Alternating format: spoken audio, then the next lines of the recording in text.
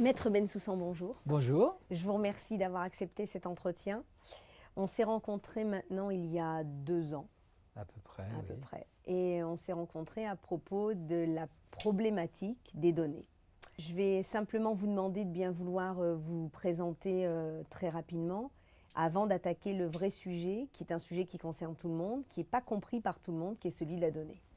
Bien, je suis un passionné des technologies du numérique et dès 1978, j'ai créé un cabinet orienté vers l'informatique, puis ensuite les télécoms et maintenant les problématiques de la donnée. Très bien. Quand on s'est rencontrés, je venais moi de reprendre une entreprise qui s'appelle aujourd'hui BNC Technologies, pour Brand and Consumer Technology. Et j'avais une très grosse inquiétude sur l'exploitation de la donnée. Donc, pour planter correctement le décor, nous avons des marques chez nous, très connues, qui vont venir aller sélectionner des données de personnes, donc le nom, le prénom, l'adresse email. Et ces marques vont souhaiter récupérer, on va dire louer ces données pour pouvoir adresser tout un tas de campagnes publicitaires. Pour le grand public, ceci signifie que chaque individu peut, à tout moment, recevoir de la publicité sur son iPhone, sur son iPad, sur son mail personnel, qu'il n'a pas forcément souhaité recevoir. Donc, il y a un sujet vraiment qui m'intéresse énormément, qui est la propriété privée de la donnée. Comment peut-on expliquer que les marques ont l'accès à ces adresses mail ou à ces données personnelles? Alors, pour les données personnelles, il existe une réglementation très connue qui est devenue un standard mondial que l'on appelle informatique et liberté. Les données à caractère personnel, le nom, le prénom, l'adresse, le profil, les conditions d'achat, les produits achetés constituent autant de traces informationnelles. Il faut être clair, dans le monde entier et notamment en France, il n'y a pas de propriété des données à caractère personnel pour l'individu. L'individu, il dit c'est mon nom, c'est mon adresse, c'est mes informations. Et pourtant, malgré cette possession, il n'a que des droits particuliers, il n'a pas de droit de propriété. Alors ça, c'est un point que vous m'aviez effectivement expliqué il y a 2 ans. Et je vous ai demandé, mais comment c'est possible qu'on n'ait pas la propriété privée de son prénom, de son adresse? Et vous m'aviez dit à l'époque, eh bien, en fait, vous allez sur un site internet, vous achetez un produit. En échange du produit que vous avez acheté, vous avez saisi vos coordonnées.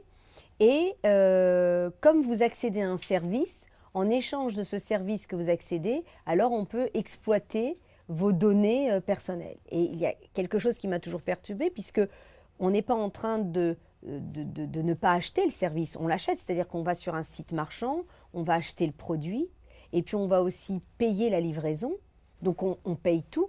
Donc par quelle magie, alors que l'on paye tout, la donnée devient exploitable et utilisable par la marque? Pourquoi est-ce que ça n'est pas un sujet qui reste bien un sujet de l'individu? Pour l'instant, l'approche n'a jamais été faite à travers la notion de propriété. Déjà, lorsqu'on n'était pas dans le numérique, le commerçant avait le droit à son fichier de clientèle. On appelait même le fonds de commerce. Et il existe un droit du fonds de commerce où à l'intérieur, la marque, le lieu et bien évidemment le fichier client constituent un des éléments importants de ce fonds de commerce. Mais il n'y a jamais eu d'approche par le biais de la propriété. La loi de 78, qui est la loi informatique et liberté, crée des droits de personnalité, c'est-à-dire le droit d'accès, le droit de questionnement, le droit de modification. Aujourd'hui, la Cour de justice de l'Union européenne consacre le droit à l'oubli. Il va exister un projet de règlement sur la protection des données à caractère personnel qui va harmoniser encore plus que la directive 95/46 l'Europe autour de l'échange des données à caractère personnel et de leur protection. Mais il n'y a pas de propriété, ce qui veut donc dire que ces données qui sont échangées, nécessaires au contrat, sont happées par la marque, happées par le commerçant et qui peut les utiliser librement, sous réserve quand même que maintenant il y a une réglementation particulière pour la publicité adressée. Mais si on reste sur la donnée, il n'y a pas de propriété en tant que telle. Et l'avenir des entreprises comme la vôtre, me semble-t-il, c'est d'organiser cette coopération entre la marque et le consommateur. Aujourd'hui, je pense qu'il y a un processus d'éducation par lequel nous aurions, nous, BNC, un rôle à jouer, puisque je n'ai pas vu et je n'ai pas pour l'instant moi-même en tant qu'utilisateur constaté qu'il y avait ce niveau de transparence. Mais le cheminement aujourd'hui du numérique va en s'accentuant. On est, pour beaucoup d'entre nous, nous avons l'utilisation d'un Facebook, nous avons l'utilisation d'un LinkedIn, nous avons l'utilisation tout bêtement de nos mails où nous envoyons nos CV par mail. On ne sait plus travailler autrement qu'avec du numérique. On peut continuer d'utiliser le papier. L'un n'est pas antagoniste avec l'autre, mais on est de plus en plus vers une utilisation numérique poussée.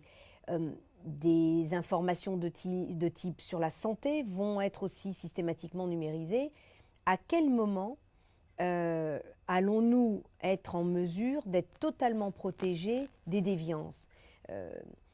On a déjà vu l'utilisation d'informations personnelles utilisées à mauvais escient pour mettre en porte-à-faux quelqu'un. C'est assez facile de les attraper. Et là encore, pour moi, se confronte le fait qu'il n'y ait pas de propriété privée de la donnée. S'il y avait, selon moi, une législation autour de la propriété privée de la donnée, il serait plus difficile de faire à peu près tout et n'importe quoi avec des données personnelles qui ne nous appartiennent pas. Je partage complètement votre point de vue, mais malheureusement, en l'état du droit, il n'y a pas de propriété des données. Le Conseil d'État, dans un rapport sur les libertés fondamentales du numérique, a pris une position pour l'instant réservée sur la propriété des données à caractère personnel. En fait, ce qu'il manque aujourd'hui, c'est un droit de propriété, mais aussi un droit à l'intimité de la vie privée et surtout un droit à la souveraineté du numérique. Parce que la grande difficulté, c'est que nous lâchons des données tous les jours dans la nature, dans ce monde digital, et ces données sont happées, retravaillées, et avec des algorithmes parfois sont manipulées. Donc c'est sûr, il manque ces droits. Nous avons une réforme, le projet de Mme Axelle Lemaire, s'il ne consacre pas la propriété en tant que telle, ajoute un droit qui nous vient d'Allemagne, une sorte de droit à l'autodétermination sur ces données, ou la notion de maîtrise par la personne de ces données.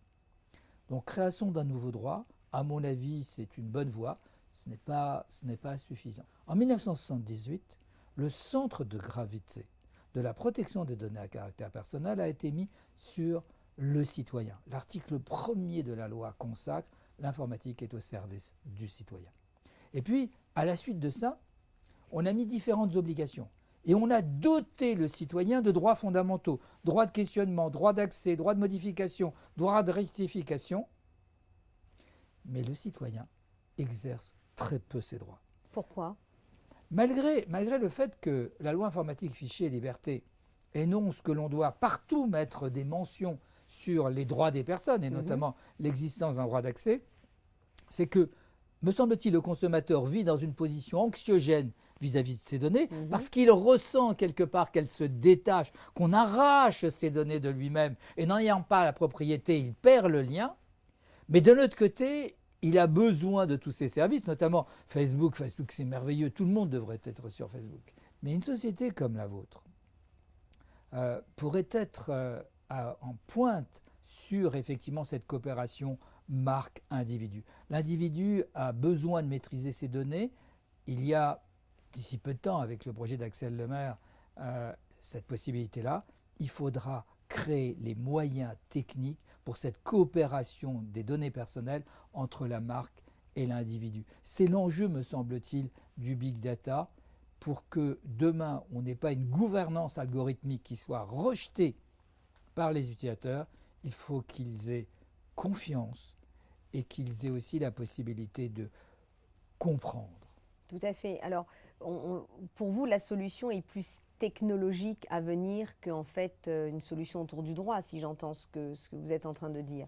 Le droit va être trop compliqué à être déployé au niveau mondial. Malgré ma passion pour le droit de propriété, je pense que ce sera un droit universel. Je pense qu'il sera reconnu dans les prochaines années, mais aujourd'hui, il n'existe pas. Oui. Et donc, il y a une opportunité pour créer une sorte de propriété coopérative, Oui. une sorte de copropriété entre la marque et l'individu. Donc, il me semble qu'au fur et à mesure de rajouter ces bouts de loi à la queue leu-leu les uns des autres, nous amènera, si on ne veut pas se retrouver dans un fratras de lois totalement inexploitables, nous amènera à devoir penser quand même le sujet de façon globale, peut-être pas au niveau mondial, puisqu'il y a un rapport très différent sur le marché, notamment américain, par rapport au marché européen, dans le consommateur et la marque. Les rapports ne sont pas les mêmes, mais il faudra au moins à un moment donné, certainement, placer la gestion de la donnée de façon peut-être plus globale. Alors, je sais que vous y travaillez, vous avez été très clair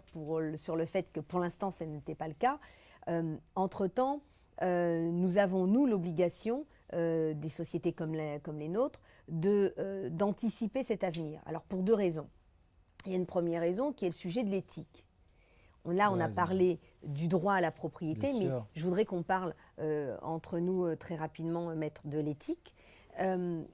C'est très compliqué pour moi de porter une entreprise qui pourrait céder ou louer des données de monsieur et madame tout le monde et que ces données soient surutilisées, surexploitées. On a vu préalablement que c'était vraiment à la demande de l'utilisateur d'être pour plus d'informations ou contre.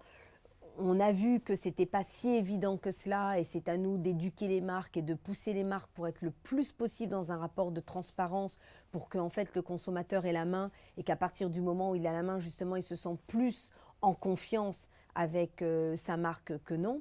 Mais si on va sur le sujet de l'éthique, à quel moment est-ce qu'on dépasse l'éthique quand on se met à surutiliser et surexploiter l'adresse email de quelqu'un alors que cette personne n'a pas les moyens forcément de comprendre où se désengager. Est-ce que là, on est déjà sur le sujet de l'éthique selon vous?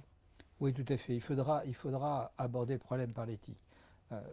En attendant d'un éventuel droit de propriété, je pense comme vous qu'il sera reconnu dans les années qui viennent, notamment avec l'utilisation des données économiques, des données sociales et des données de santé, comme vous l'avez souligné, de manière coordonnée par le big data.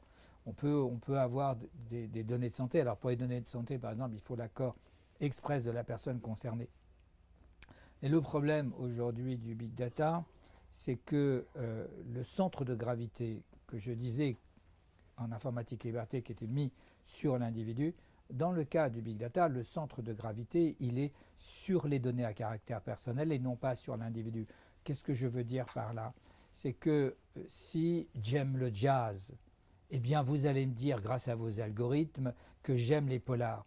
Mais en fait, vous ne me connaissez pas, vous n'avez pas besoin de mon nom, mon prénom, mon adresse. Je suis un inconnu, je vais le rester. La seule chose qui vous intéresse, c'est que vous avez une copie virtuelle sous forme de pixels numériques. Et cette copie virtuelle, qui est la mienne et qui n'est pas moi, puisque vous ne savez pas qui je suis, mais c'est effectivement moi, de manière comportementale, alors vous allez me proposer quelque chose. À ce moment-là, le centre de gravité, il est sur l'ensemble des données qui fait naître une réalité virtuelle qui est distincte de l'individu. Et là, il faudra bien repenser le droit. Et en attendant, des sociétés comme les vôtres devront définir une charte d'éthique. Jusqu'où elle va, cette société, s'immiscer dans la vie privée de la personne. Moi, je réclame un droit à l'intimité personnelle, un droit d'arrêt des algorithmes, que malgré toute la connaissance que vous avez de mon comportement, et que je ne connais peut-être pas, que vous allez me révéler, en l'état du droit, il n'y a rien.